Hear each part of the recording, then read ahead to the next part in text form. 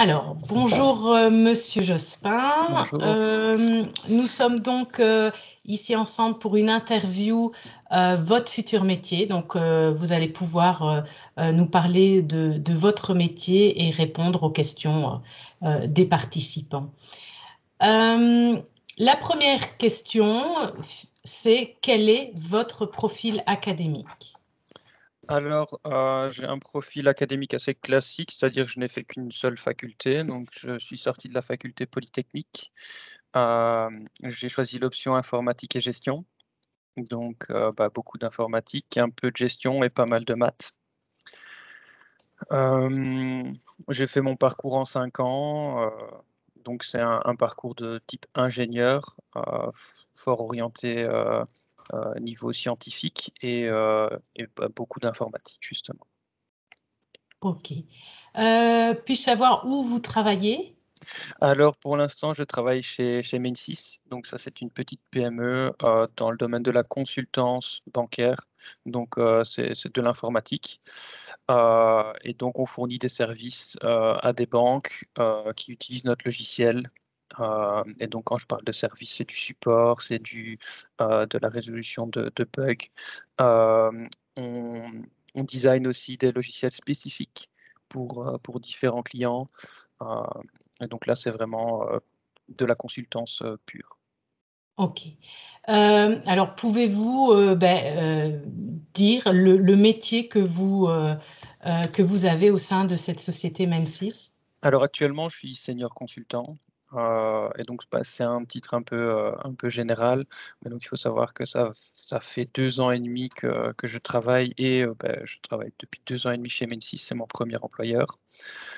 Et donc, le fait d'être senior consultant, ça permet d'avoir quand même quelques responsabilités, de pouvoir gérer plusieurs clients. Euh, je ne gère pas encore d'équipe, mais on travaille tout le temps en équipe. Et donc, voilà, donc, senior consultant. Ok, merci. Alors, quelles sont les missions principales de ce métier? Alors, donc il faut savoir que c'est principalement de l'informatique. Donc, j'assure le suivi de différents clients. Et donc, par suivi, j'entends donc quand un client rencontre un incident en production, donc son logiciel plante, il ne sait pas effectuer une opération, etc. Donc, il me contacte et c'est à moi de trouver un moyen de résoudre le problème et de lui permettre d'effectuer toutes les opérations qu'il souhaite. Donc, ça, c'est un petit peu de la gestion quotidienne. Ensuite, on a donc, je suis en contact permanent avec les clients. Donc, ça me permet de bien cerner les différents besoins de mes clients pour pouvoir leur proposer des solutions adaptées, des solutions personnalisées. euh, et donc, une fois que j'ai bien récolté leurs besoins en termes euh, de logiciels, etc., je transmets tout ça à l'équipe de développement qui va vraiment effectuer la partie technique et fournir le produit donc, dans ce cas-ci à la banque. Ok. Euh, mais sinon, il y a aussi un peu de gestion de planning, justement au niveau des développements. Donc, on fonctionne en release, donc c'est-à-dire on planifie toutes les fonctionnalités. Donc, il faut pouvoir les prioriser, donc voir un petit peu aussi avec le client euh, ce qu'il veut avoir tout de suite, donc les fonctionnalités qui peuvent attendre un petit peu, puisqu'on ne sait pas tout faire instantanément. Et donc là, je gère en collaboration avec le client le planning. Donc, on décide des dates de livraison, etc. Voilà. Ok, vous m'aviez parlé aussi de la partie du suivi de testing Oui. des applications. Donc, Donc, bien sûr, donc, quand l'équipe de développement a terminé de développer les différentes fonctionnalités qu'on veut livrer à la banque, il faut s'assurer de la qualité des différents développements. Donc, c'est primordial, surtout dans le domaine bancaire, puisque des bugs en production, ça peut être très vite problématique. Et donc là, je m'assure, en collaboration avec une équipe de testing, de la qualité des développements, des tests à effectuer, etc. Donc pour vraiment garantir une qualité optimale aux clients. ok. Alors, est-ce que vous pouvez décrire votre journée type? Alors, donc, je commence ma journée à 7h30. Bon, c'est un choix personnel. On peut commencer un petit peu à l'heure qu'on veut, entre 7h30 et 10h dans mon entreprise, mais j'aime bien commencer très tôt. Et donc, je débute ma journée toujours en regardant ma boîte mail pour voir si j'ai pas un mail d'un client, une demande, etc. Une fois que j'ai traité tous mes mails, je vais consulter un outil de ticketing, donc qui est aussi un deuxième outil de communication avec nos clients. Et donc, il faut savoir que quand ils rencontrent un problème dans leur environnement de production ou lors de testing dans leurs environnements de test, ils encodent un ticket en décrivant le problème qu'ils rencontrent. Et donc là, moi, je vais consulter cet outil-là pour voir s'il y a des nouveaux points ou si sur des anciens points, j'ai plus d'informations, si le client m'a répondu, m'a envoyé des fichiers, etc., pour faire avancer les différents points. Donc, une fois que les points urgents sont traités, entre guillemets, ben là, je passe un petit peu au suivi quotidien. Et donc, là, je traite les tickets qui étaient déjà encodés, mais qui étaient moins urgents, moins prioritaires. Donc, c'est toujours ces outils permettent vraiment de gérer la priorité des différents points. Donc, c'est ce qui fait l'intérêt de ce genre d'outil, de ne pas travailler uniquement par mail. Et donc, ça occupe en général ma matinée. Et puis dans l'après-midi, j'ai régulièrement des réunions avec mes managers, avec l'équipe de testing, l'équipe de développement aussi, pour faire un petit peu le point sur l'avancement des développements, la qualité des développements, donc avec l'équipe de testing, et avec mes managers, c'est de temps en temps des évaluations pour voir un petit peu les points d'amélioration sur lesquels je dois travailler, ce que je fais déjà bien, etc. Donc ça, c'est toujours très intéressant d'avoir du feedback et du feedback régulier. Ok. Alors, qu'est-ce que, selon vous, sont les compétences nécessaires pour ce métier? Alors, comme je suis en contact permanent avec le client, il faut déjà ne pas être trop timide. Il faut pouvoir bien communiquer avec le client. Il faut savoir gérer son temps. Il faut être capable de gérer les priorités. Il faut aussi parfois oser challenger les clients. Donc, c'est-à-dire quand un client demande une adaptation d'un produit, c'est pas toujours possible de lui fournir et il faut savoir lui dire non. Bon, après, il ne faut pas lui dire non de but en blanc, il faut pouvoir aussi lui expliquer pourquoi. Mais c'est vraiment la communication, c'est vraiment la qualité principale à avoir. Et ensuite, il y a de l'organisation et donc savoir prioriser ses tâches, quoi. Il faut aussi avoir une bonne qualité d'analyse des différents problèmes.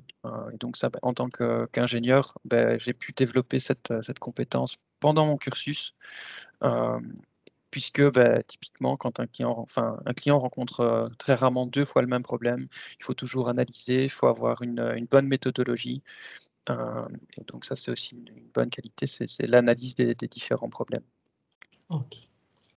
Alors, on a ici avec nous des étudiants ou des jeunes diplômés et la question importante, c'est de savoir quels seraient vos conseils de type insertion professionnelle pour ces futurs ou ces jeunes diplômés de l'UMONS. Alors, quand vous vous rendez à un entretien d'embauche, il faut toujours connaître ses qualités.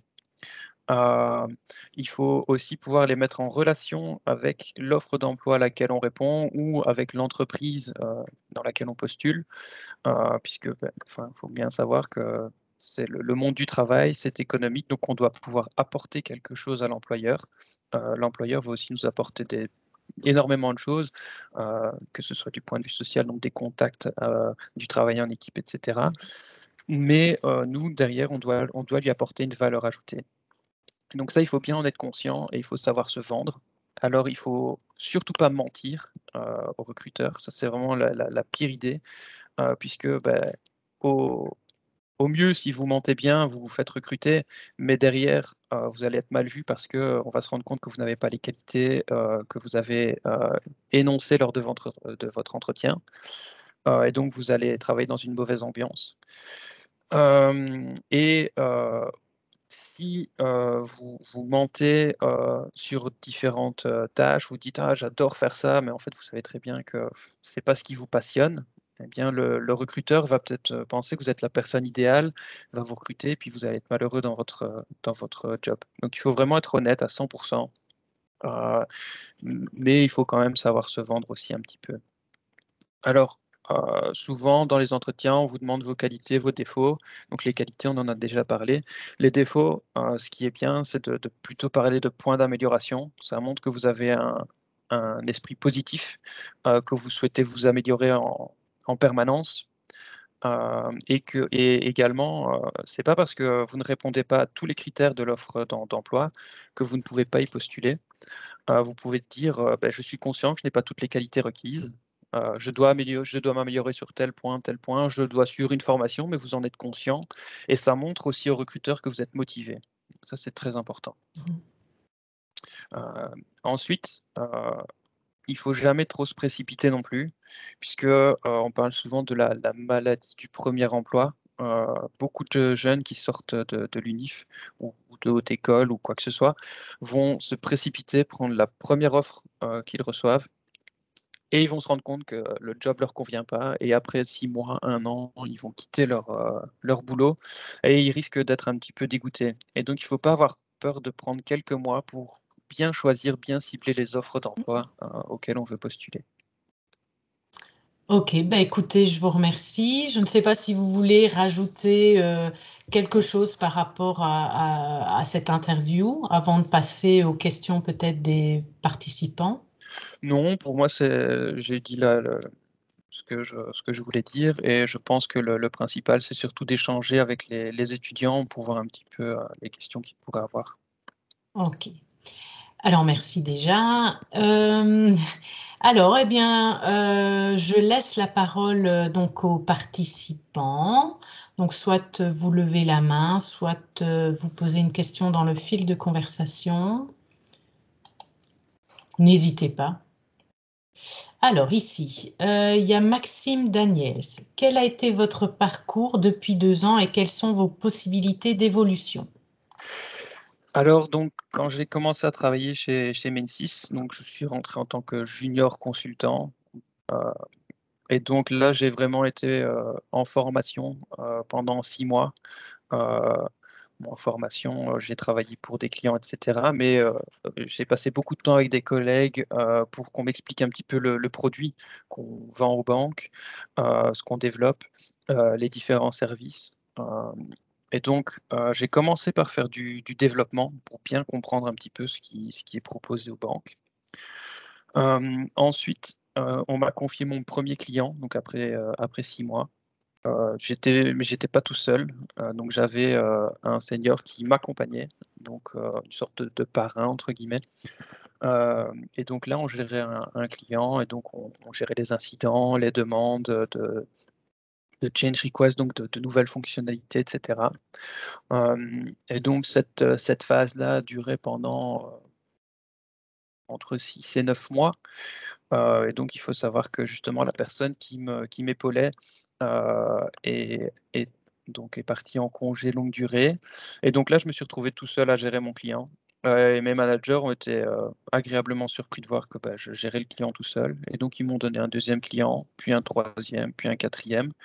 Et donc actuellement là, je gère 4 clients différents. Hem Et donc là, bah, mes journées sont bien remplies, et donc voilà, donc ça, c'était mon évolution donc, heu, depuis mon engagement, et maintenant en termes de perspective d'évolution et bien, bah, déjà personnellement, je souhaite acquérir plus de connaissances, techniques sur le produit qu'on vend, heu et sur d'autres produits puisque pour l'instant, je ne travaille que sur un produit de gestion de prêt, mais j'aimerais acquérir d'autres connaissances techniques et cetera. Et j'aimerais également pouvoir gérer une équipe et donc ça aussi, c'est dans les possibilités d'évolution, mais il faut bien sûr un petit peu de temps. Heu, voilà, je ne sais pas si ça répondait à ta question? Beh, il nous répondra, mais je pense que oui. Maintenant, il y a une autre question Oui. qui, se rapproche, donc de Michael Parent. Quelles sont les différences entre un junior et un senior et à partir de quand devient-on senior? Alors, les différences principales entre un junior et un senior donc, bah, c'est tout d'abord les responsabilités. On va pas donner trop de responsabilités à un junior, puisqu'il faut qu'il puisse monter en compétences. Et donc ça, c'est la deuxième grosse différence, ce sont les compétences et les connaissances. Et donc souvent donc on passe pas de junior à senior directement, on passe par donc on est junior consultant, puis après un an on passe consultant, et puis quand on est consultant, souvent il faut attendre 3 ans avant de devenir senior consultant. Mais ça varie fortement entre les différentes sociétés, et moi j'ai eu la chance de passer senior consultant après seulement 2 ans. Mais c'est aussi une question de chance, une question de motivation. Et donc de volonté de vouloir montrer ce qu'on sait faire et ce qu'on peut apporter à l'entreprise. Ok, ben merci. Alors, si les deux personnes qui ont posé des questions souhaitent des compléments d'information, qu'ils n'hésitent pas à l'inscrire dans le fil de conversation. Alors, je vois qu'il y a Monsieur Kanta qui est en train d'écrire. La société... Ah ben voilà, je vois que Monsieur Dieu, vous pouvez prendre la parole sans problème. Donc, D'accord. voilà, Bonjour. on vous écoute. Bonjour, madame. Bonjour. Bonjour, Alexis. Bonjour. Ok. Est-ce que Médécis, après c'est une série de 2 ou 3 questions, est-ce que Médécis est-ce que c'est une fintech? Alors, on travaille dans le secteur bancaire, donc oui, on travaille dans le secteur de la finance. Après, c'est pas non plus une société qui fait des logiciels ultra innovants dans le domaine des crypto-monnaies, etc., par exemple. Donc ça, il faut savoir qu'on ne travaille pas du tout là-dessus, mais c'est vraiment dans le domaine bancaire. D'accord. Donc, ça veut dire que vous les fournissez alors quel type de service véritablement? Alors, il y a plusieurs types de services. On peut fournir donc moi, je travaille pour la gestion d'un logiciel de prêt. Et donc, typiquement, c'est le prêt hypothécaire, le prêt à tempérament, etc. Donc, si vous voulez acheter une maison, vous allez aller dans votre banque, demander un prêt, et bien tout ce qui est calcul du plan, calcul des taux d'intérêt, et différentes gestions d'encours, du anticipé, clôture anticipée, tout ça est géré par notre logiciel en fait. D'accord. Ma dernière question, est-ce que c'est possible, au fait, mon mémoire, il est sur les fintechs particulièrement. Est-ce que c'est possible d'entrer en contact avec vous après cette Oui, entretien? pas de problème. Oui, pas de problème. Et même pour tous les autres participants, si vous voulez me contacter, vous pouvez m'envoyer un mail. Je ne sais pas si vous avez communiqué mon mail. Ben, je pourrais le communiquer après. Je le communiquerai après. Ça va, ça marche. Donc, aux participants, je leur enverrai le mail. Monsieur Djechou, est-ce que vous avez posé toutes vos questions? Oui, c'est bon, madame, merci beaucoup. Ok, merci beaucoup. Alors, je vais poser la question de Monsieur Kanta. Alors, quel langage développez-vous? Enfin non, vous développez en quel langage, pardon? Et est-ce qu'il vous arrive d'avoir des formations internes lors de vos missions? Alors, donc moi, quand j'ai commencé chez Main6, j'ai commencé à développer en PLSQL, donc c'est vraiment de la gestion de base de données. Il y a aussi du Java, du JavaScript. Alors, on a bien évidemment des formations en interne, donc pendant 6 mois, typiquement, j'étais en formation. Après, en formation de type formel, ça a duré vraiment 2 semaines. Et puis ensuite, passer des questions aux collègues, etc. Et ici, dernièrement, ça fait 1 an qu'on a un accès à la plateforme Udemy, donc une plateforme de MOOC. Et donc là, on a accès vraiment à énormément de formations. Et donc le, le, le panel de formations qui nous est ouvert est vraiment assez important. Ok. Alors, là, pour l'instant, il n'y a plus de questions. Moi, j'en ai une. Donc, vous avez un profil ingénieur civil. Est-ce Oui. que, entre autres, dans la société Mensis, il y a d'autres consultants, mais qui sont peut-être plus un profil master en sciences de gestion ou master en mathématiques, peut-être Alors, des masters en sciences de gestion, oui, il y en a. Il y a mon frère. Voilà. Et donc, typiquement, il était comptable. Mais il a souhaité basculer aussi du côté consultant. Donc, ça aussi, ce sont des choses qui sont possibles. Donc, il est devenu consultant en informatique, toujours chez Main6. Il fait aussi de la gestion de clients. Des masters en mathématiques, ça, il n'y en a pas. Par contre, il y a des commerciaux. Et donc là, il faut être en contact avec les banques, il faut aller démarcher des différents prospects, essayer de leur vendre des produits. Donc oui, il y a quand même quelques profils, même si la majorité des profils, c'est de type ingénieur et ou informaticien. Oui, donc voilà, les masters en informatique aussi, alors, ouais. OK. Alors, je vois qu'ici, monsieur Nonsina, vous pouvez prendre la parole. Oui, bonjour, donc c'est madame. Madame, excusez-moi. Bonjour. Non, c'est rien, c'est rien. Ben, du coup, je voulais savoir, monsieur, en fait, actuellement, je suis en master en sciences de gestion, donc à Warouké, en secteur bancaire, et je voulais Oui. savoir si vous êtes à la recherche de stagiaires, parce que j'ai un stage à faire l'année prochaine, à partir de février 2023. Et du coup, je voulais savoir si la société Mensis serait à la recherche de stagiaires pour le... Alors, je ne sais pas, mais je peux me renseigner, vous revenir par la suite. Il n'y a pas D'accord, de problème. d'accord, merci. Mais peut-être pour avoir plus d'informations, vous cherchez un stage dans le domaine bancaire, mais qu'est-ce que vous recherchez particulièrement? Puisque, donc, mais si c'est pas une société, c'est pas une banque, donc on Mhm. fournit des services aux banques. Mais donc, ce serait intéressant de voir un petit peu ce que vous attendez dans votre stage pour voir si ça correspond bien aussi avec la société Médicis. Et Mais justement, j'avais une question par rapport aux services que vous fournissez. Mhm. C'est quoi? Enfin, si vous pouviez peut-être expliquer ce point-là, c'est plus des technologies financières, c'est ça que vous faites? Donc, en fait, nous, on est fournisseur donc on fournit notre logiciel. Et ensuite, on assure le suivi de production, c'est-à-dire quand il y a des bugs dans notre logiciel, on doit les corriger, on ajoute des nouvelles fonctionnalités. Et donc, notre logiciel, donc le logiciel sur lequel je travaille, c'est un logiciel de gestion de prêt.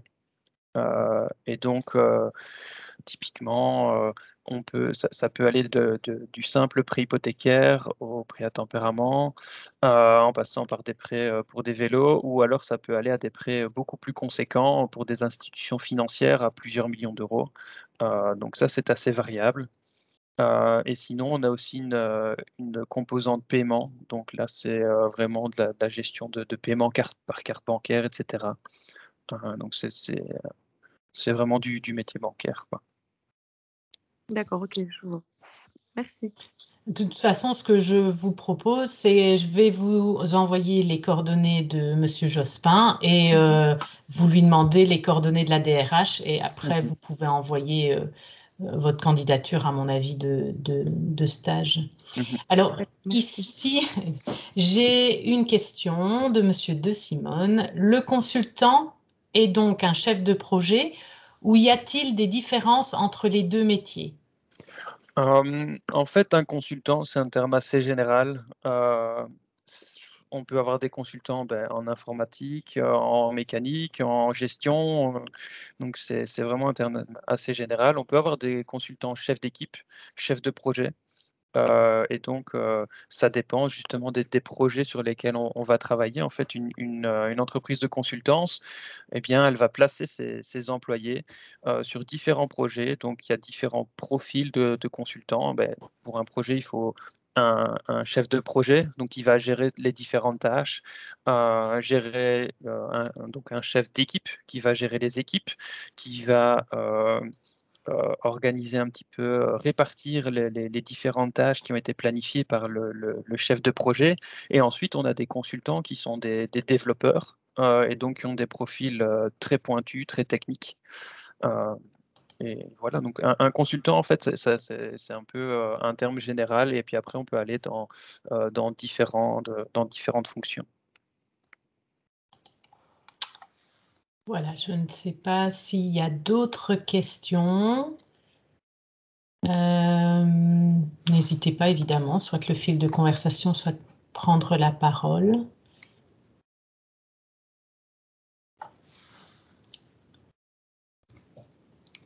Non. Donc, je pense que vous avez répondu à toutes les questions et que je pense que le métier de consultant dans votre domaine, à mon avis, est clair pour chacun. Donc, je ne sais pas si vous voulez rajouter une information complémentaire par rapport à votre métier, par rapport à l'interview.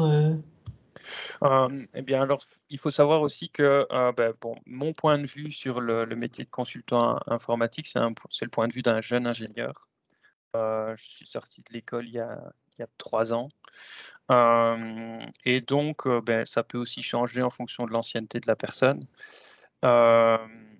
et du domaine dans lequel vous voulez travailler.